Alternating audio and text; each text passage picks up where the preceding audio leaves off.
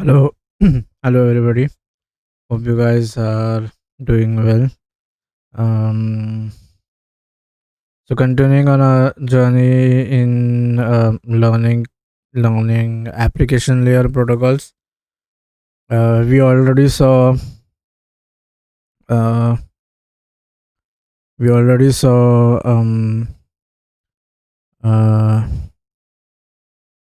the DNS protocol, right, or the DNS server.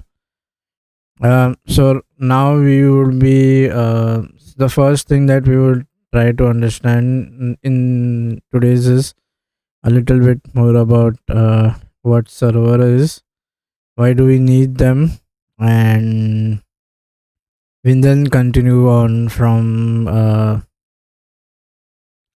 there. So the first thing that we need to understand is a server, right? What is a server, and why is it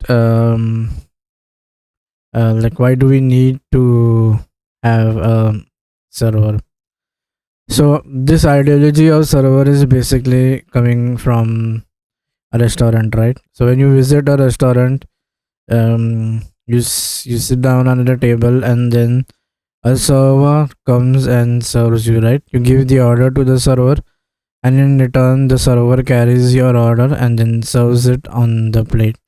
So this ideology of serving something is basically called as server, right? So our server is also going to um,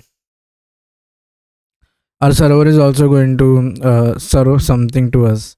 Now what that something in is, and what um, and how this server is made up in computers, we will see that. So uh, the first thing that I would talk about is a server, right? Like, what does it contain? So a server is just like a normal computer, right? So I mean, it's like I mean, the components inside a server are like normal computers. The component inside are, so it is basically a computer but with some additional functionality. So it is basically a computer with additional functional functional. So like what these additional functionalities are, we'll see that. So basically we say that it's a computer that has an additional with the additional functionalities. Now a traditional computer, if you say that this is a traditional computer, traditional computer comprises of different things, right? So first is you have the central processing unit called as CPU. Then you have something called as RAM. So this is where the CPU is going to access the instructions. And the third thing that you have is basically your SSD, right, or a secondary storages. Now a computer in traditional sense will also have IO, right, basically to perform IO operations. Now uh, and then we also have an OS running in a computer, right?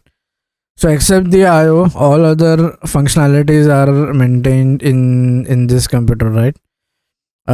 That is called as a server. So in the computer which is named as server, um, it also has CPU. It has um, it has a CPU. It has a RAM. It has an OS for managing the scheduling times, and then it has something called as secondary storage devices or SSD. So this is basically how a computer called as server looks,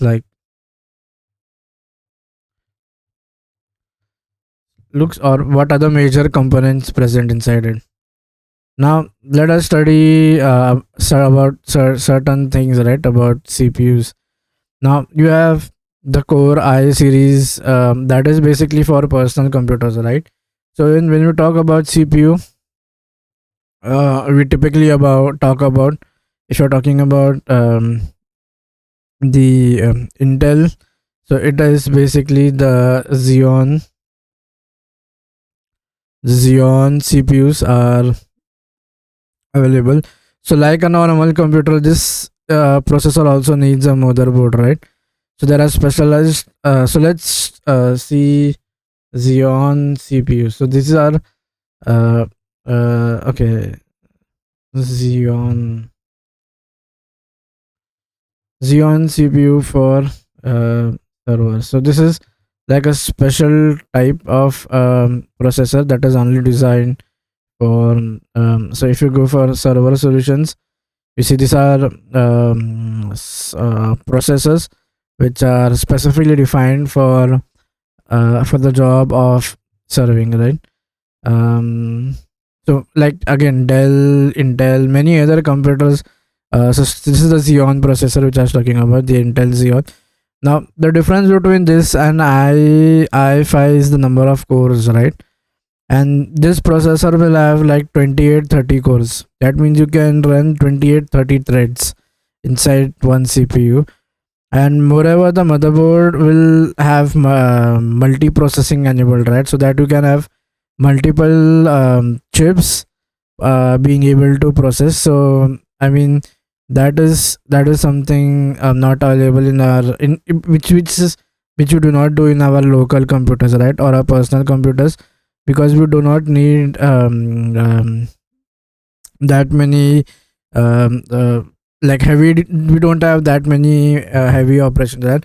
At max to max, we would need something which has the ability to do multitasking, right? Sorry, the ability to do multi-threading, maybe for games, right? Because we use a single thread. Games are generally considered that if you are buying a gaming processor and if you go into the specifications, it will show that it will have single thread execution cycle is fast. So uh, at max, you would be the highest amount of processing that you would need is in a personal computer you would need is for gaming, right? Now these are processors specifically defined to serve, right, or specifically defined for a computer called as a server. And so this is basically, and moreover, these motherboards have the ability to have you can see the number of cores. This is basically the number of cores. This is the registers, and just see the number of cores that are present. It will be very large, like 2830 cores. And also, if you see motherboard for if you see motherboard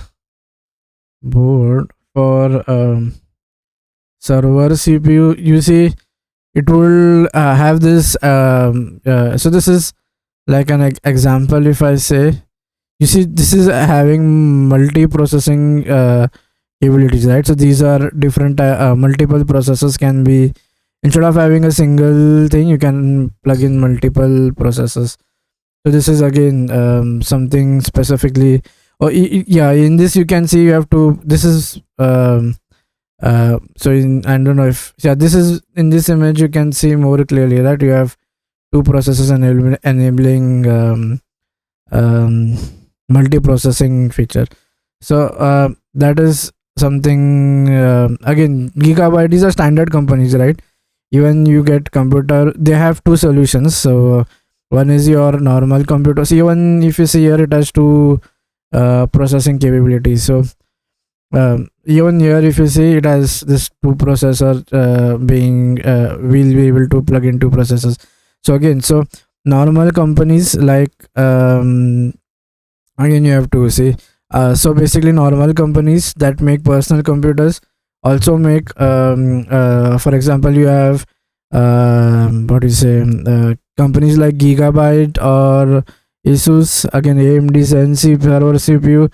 This is by AMD, right? So it's manufactured and made by AMD. Again, you get AMD personal computer solutions as well. So they generally have two types of solutions.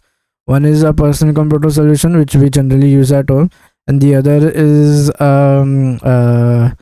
what do you say, server server solution, which are basically these heavy processing with multiple processes, or which are enabling parallel processes, servers, right? Remember, more the number of processors, the more power it is going to consume, right? So power consumption is definitely one thing that we need to be worried about when we are, just imagine you have multiple of these, right? So all of them need to be powered, and it consumes a lot of power, right? So you see, if you see in this one, it's like three or four you have.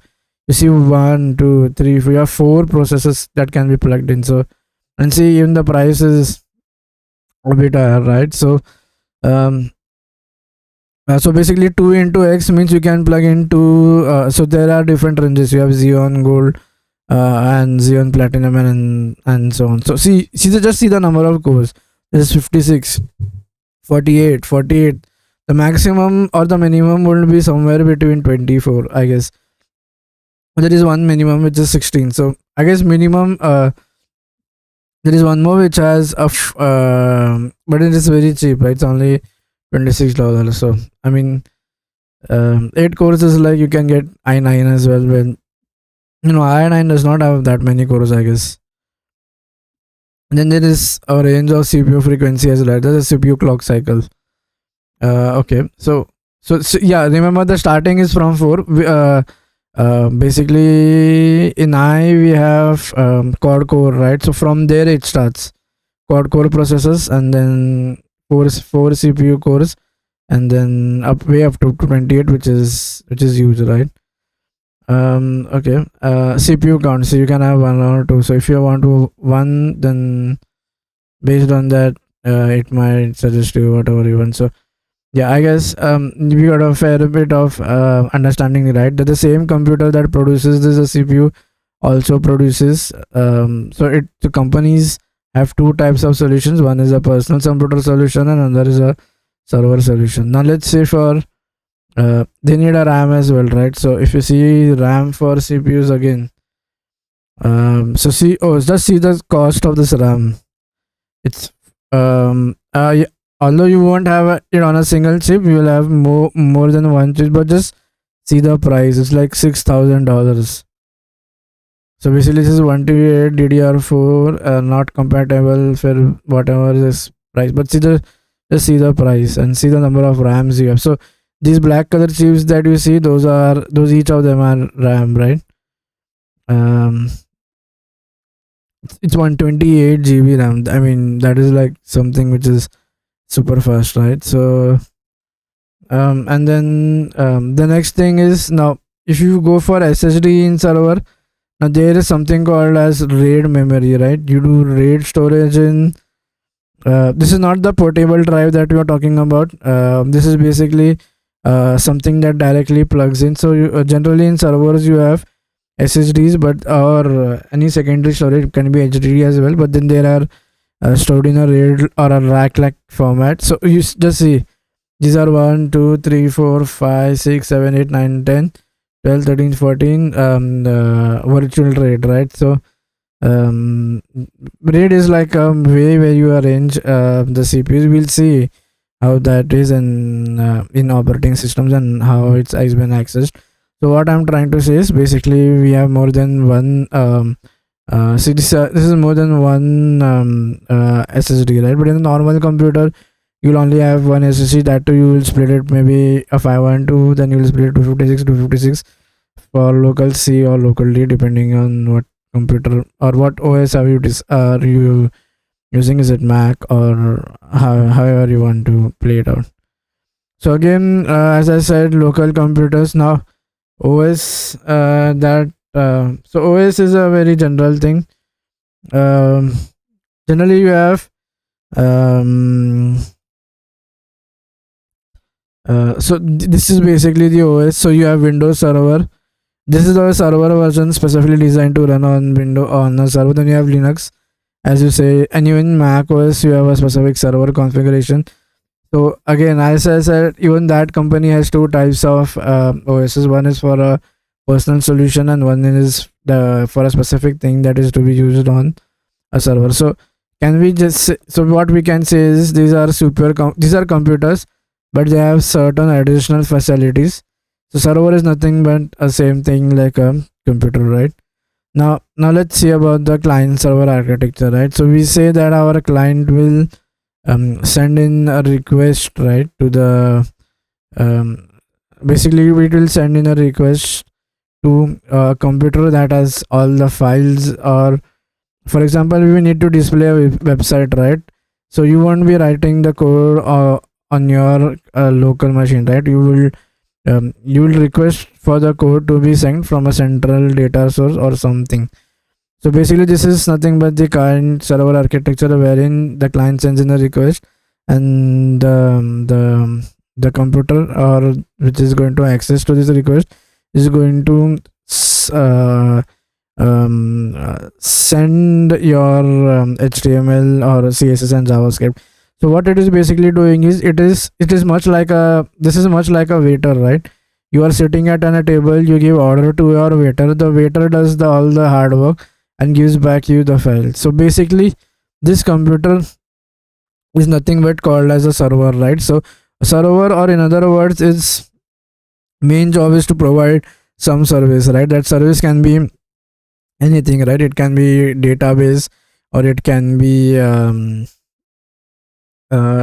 serving a web page, or anything, right? So server is basically like a form of server is like a form, like a what do you say, verb, or a noun, a verb form of it's like an English phrased word. um where it is an I mean it's an alternate word for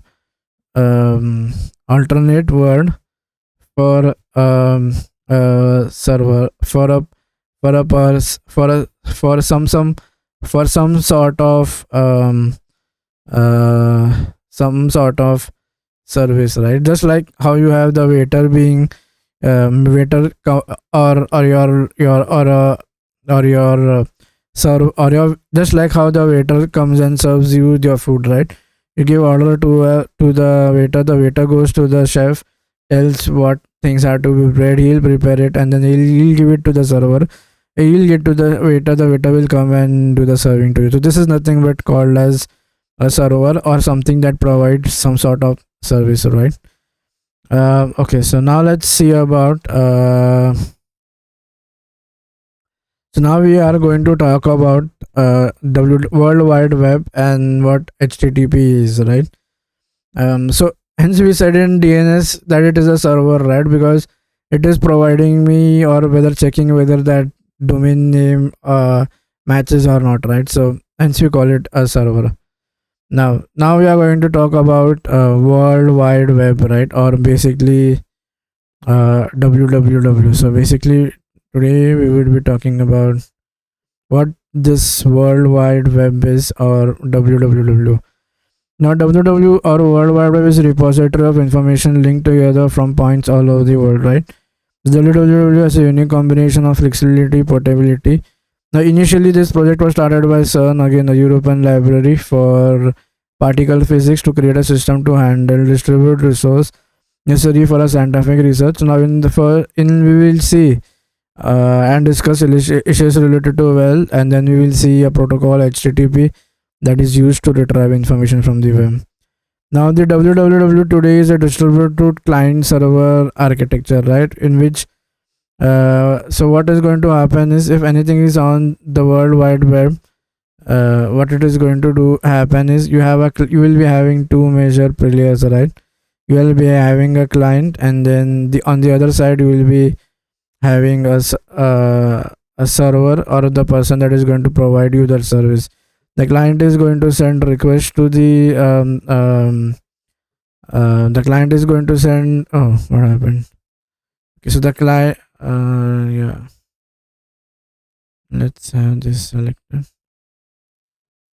Okay, Now, what is in basic language, what is going to happen is the client is going to send request to the server to provide it some service, and the server is going to provide its service, right?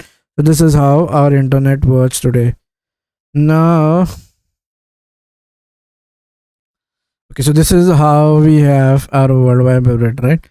Now, it's so this client is nothing but a browser application. It can be any mail application. Sorry, it can be any mobile application. It can be anything. It's not necessary that it has to be a browser. Now, each web can contain a link to other pages in the same site, or the site in the web page can be okay. Now, what we are going to, so the client, what it does is the client is going to request the or enter the URL, right? That is basically the address of the web page. So we have another term called as hosting. Is basically having stored our web pages file or on a server to be serviced is nothing but hosting, right?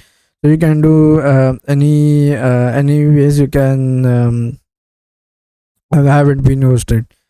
Now, so what I'm going to do is, now to reach this server where you have the file being kept, you need to reach to this, right? So what we do is, so remember, this is another computer, right? So this will have a number assigned to it, or an IP which is given to this. Now our local machine users, we won't enter this in our browser, right? Instead we enter something called as a URL. Now, first what happens is this URL goes to a domain name server where it'll be doing the JavaScript to, sorry, where it will be searching for the mapping of numbers um, um, to the mapping of the name to the numbers, and then it will return us back this IP address, and then we would be able to establish communication, right? Now, okay, now let's see how a client browser works. There are a variety of browsers available, right? For example, you have Mozilla, you have Google Chrome, you have Safari. Now, uh, okay, web. Okay, so basically, we have different types of web browsers that display a web document, right? Because and most of the browsers have a common architecture, right? Now you have something called as a controller that receives input from the keyboard and the mouse of the client programs to access the document. After the document has been accessed, the controller uses one of the interpreter to display the document on the screen. The client protocol can be one of the protocols described previously. It can be HTTP or anything. Now the interpreter can interpret the HTML, Java, JavaScript depending on the type. We will see that later on. Now we have already talked about a server, right? So a server can do, it's much less like a computer, but it has a very a higher version of a computer is nothing but called as um what do you say, a client, right? It's nothing but an higher version of the computer.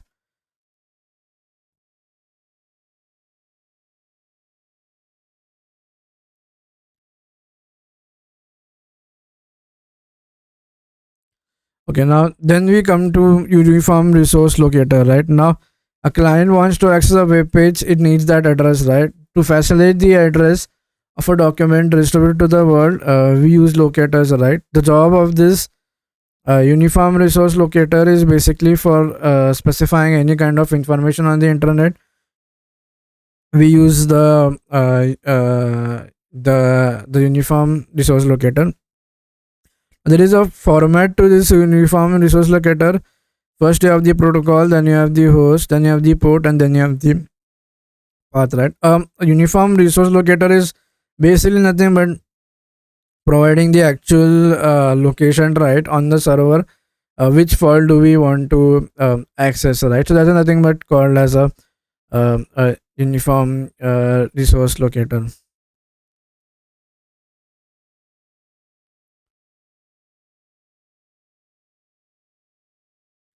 Okay, so I guess that is all for today. I mean, we basically understood what a server is, right? A server is nothing but like a special computer. Is a computer, but it has special powers, right? Can support multi-processing, may have the processors or the CPU may have more number of cores. It like normal other processor also has an operating system that it is running on, and several other features.